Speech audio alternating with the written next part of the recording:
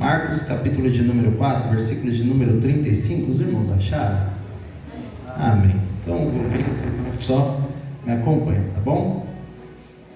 E naquele dia, sendo já tarde, disse-lhes: passemos para o outro lado. E eles, deixando a multidão, o levaram consigo, assim como estava no barco. E havia também com ele outros barquinhos. E levantando-se um temporal de vento, subiam-se as ondas por cima do barco, de maneira que quase já se enchia. E ele estava na popa, dormindo sobre uma almofada. E o despertaram-no, dizendo-lhe: Mestre, não te importa que pereçamos? E ele, despertando, repreendeu o vento e disse ao mar: cala-te e aquieta-te. E o vento se aquietou, e houve grande bonança. E disse-lhes: por que sois tão tímidos? Ainda não tendes fé? E sentiram um grande temor. E uns diziam aos outros: mas que homem é este, que até o vento e o mar lhe obedecem? Amém? Amém. Guarde a sua Bíblia. Vamos refletir na palavra do Senhor. Amados, não vai ser uma palavra demorada, não é uma palavra grande, mas às vezes tem nos preocupado, nos últimos dias que estamos vivendo, a questão da palavra do Senhor, porque ela tem sido banalizada e trocada por qualquer coisa. E eu gosto de um culto avivado. Quem é que não gosta? Se eu dissesse que eu não gosto de um culto avivado, eu estaria mentindo.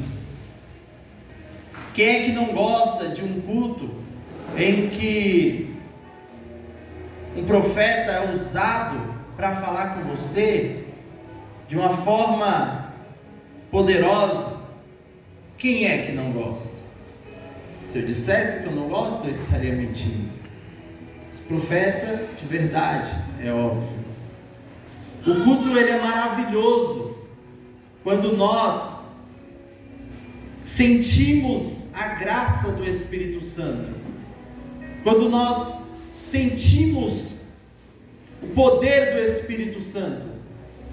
Mas também quando você entra num culto em que você só vê bagunça para um lado, bagunça para o outro, e quando você vai ouvir a palavra, não tem conteúdo, gente, isso é frustrante, isso é de dar medo. E tem a outra parte, que é quando o ministro, ele ministra a palavra do Senhor, ele prega a palavra do Senhor, mas muitas vezes nós estamos vivendo em períodos que Deus, ele é uma espécie de negociante, a qual nós esperamos sempre algo de Deus, quando na verdade ele já fez a melhor coisa pelas nossas vidas. O plano perfeito, desde antes da fundação dos séculos, foi feito por Deus pelas nossas vidas. E esse tipo de pregação, ele tem trazido um temor a quem prega a palavra de verdade. Por quê? Porque parece que muitas vezes aquela pessoa que passa madrugadas estudando, lendo, sabe, tentando construir um conteúdo para os seus ouvintes, parece que as pessoas já não querem mais ouvir também.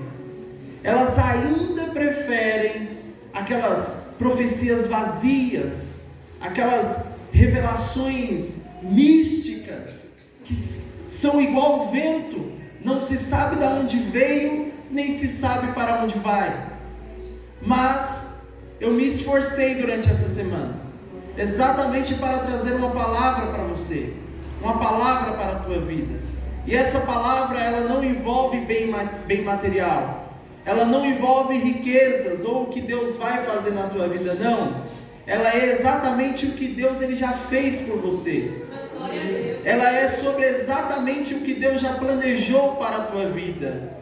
E eu não vou te trazer aqui nada novo. Na verdade, eu vou te trazer aqui só o que já está escrito. Então eu queria que você prestasse um pouquinho de atenção. E se de fato eu errar alguma palavra, não se incomode. Pelo contrário, me ajude a pregar. Galera, vamos lá. O texto ao qual nós lemos, ele fala de uma forma simples e é fácil de entender, que é quando Jesus está ali fazendo,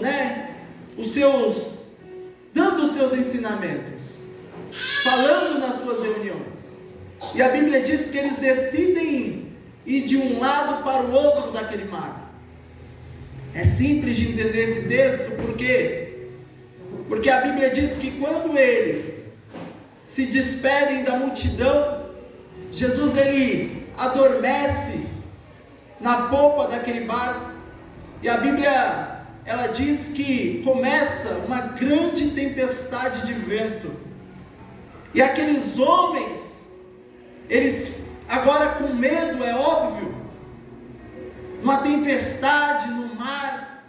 Se eu tenho medo até de barato, quanto mais em alto mar, quanto mais no meio de uma tempestade, quanto mais no meio de um mar revolto. E a Bíblia diz que eles começam a ficar com medo, porque aquela chuva, aquele vendaval começa a ficar cada vez mais forte. E eles acordam Jesus. E a Bíblia diz que eles fazem uma pergunta para Jesus. Nesse texto tem duas perguntas. A primeira que eles fazem é: Senhor, não te importa que pereçamos? E a Bíblia diz que Jesus não responde eles. A Bíblia diz que Jesus ele se levanta, ele repreende o mar, ele repreende o vento, e aí eles ficam maravilhados, porque eles nunca tinham visto algo parecido. Eles tinham visto Jesus ensinar, eles tinham visto Jesus curar leprosos, fazer surdos ouvirem, eles tinham visto os cegos enxergarem, eles já tinham visto a multiplicação de pães e peixes, mas dizer a natureza para que ela parasse aquele ciclo que é normal para ela, eles ainda não tinham visto ninguém fazê-lo. Jesus ele diz para aquela tempestade calar-se, para o vento se aquietar-se. E eles começam a dizer um para os outros: que homem é este, que até o vento e o mar lhe obedecem? É outra pergunta que não se há resposta, pelo menos para aqueles homens, e se perpetuou durante muitos séculos, durante muito tempo. Que homem é este, que até o vento e o mar lhe obedecem?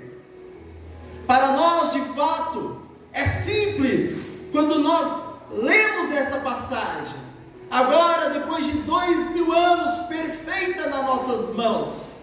Mas pare você e pense comigo, se você se deparasse com alguém que fizesse o vento e o mar lhe obedecerem, como que nós se sentiríamos? Como que nós olharíamos para essa pessoa?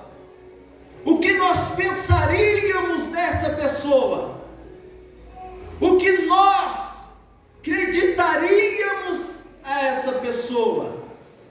Hoje, depois de 2000 anos, existem várias vertentes de quem era este homem, ou de quem é. Os próprios testemunhos de Jeová, eles acreditam que Jesus, ele é um homem comum, que foi enviado por Deus, mas que de fato não é um Deus, que não merece honra e que não merece glória, mas que de fato foi um homem bom. Existem também as vertentes como a da religião que mais cresce no mundo, que é a religião dos muçulmanos. Eles acreditam de fato que Jesus é um profeta e merece ser respeitado como todos os demais. Também acredita-se como os mormons, que dizem que Jesus, ele é o arcanjo Miguel. Acredita-se também que Jesus Cristo, pelos espíritas kardecistas, que ele nunca esteve aqui em matéria, em corpo como nós. Pelo contrário, ele sempre esteve em nosso meio, como espírito, e um espírito que era tão bom, que chegou ao nível que atingiu o karma, o nível superior do espiritismo. É lindo quando nós decidimos entender o que os antepassados agora falavam sobre Jesus. Por isso que eu digo que essa é uma palavra rápida, para você entender de uma vez por todas quem é aquele homem que naquele dia até o vento e o mar lhe obedeceram.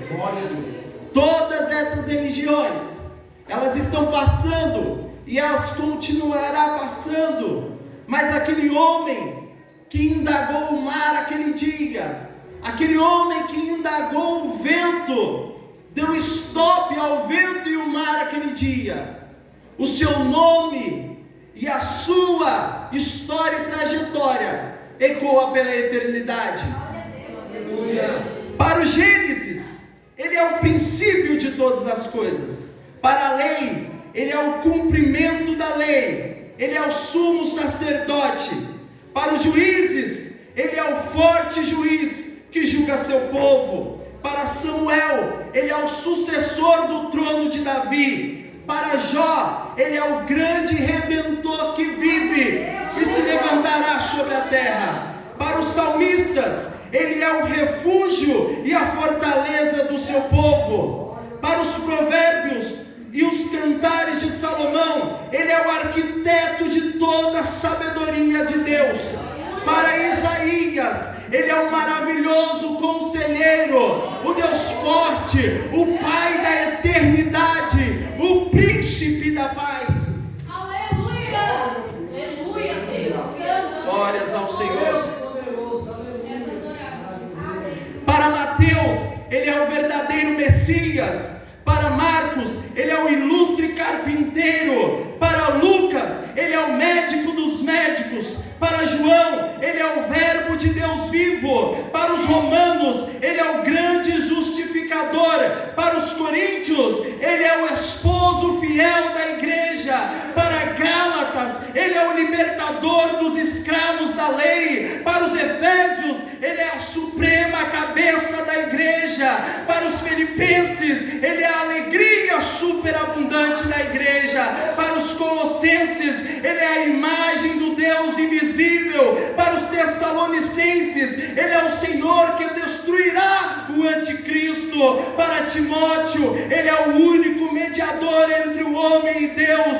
Para Tito, ele é o bem-aventurança da igreja. Para Filemão, ele é o nosso grande fiador. Para Hebreus, ele é o grande autor e consumador da fé. Para Tiago, ele é o legislador perfeito. Para Pedro, ele é o amado da igreja.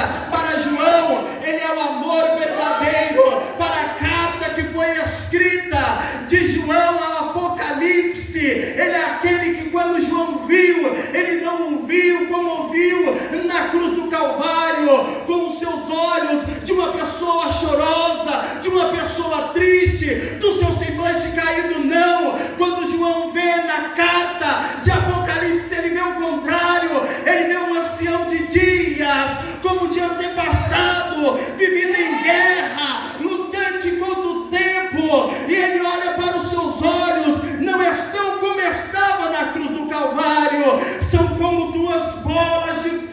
novo, ele olha para o seu lado, já não tem o furo da lança daquele soldado, pelo contrário, João diz que agora ele vê um homem que o seu cinto era como de ouro, o seu cinto era resplandecente. João olha para aquele homem que estava ao seu lado e ele não vê o homem que ele via na cruz do Calvário, com os seus pés ensanguentados, machucados, de tanto andar, de tanta cicatriz, de tanta chicotada. João ele vai dizer que os seus pés eram como latão reluzente que tinha acabado de sair da fornalha. João não vê aquele homem que em suas coxas estava ensanguentadas, estava nu, no madeiro, não. João ele descreve dizendo que em sua coxa está escrito que ele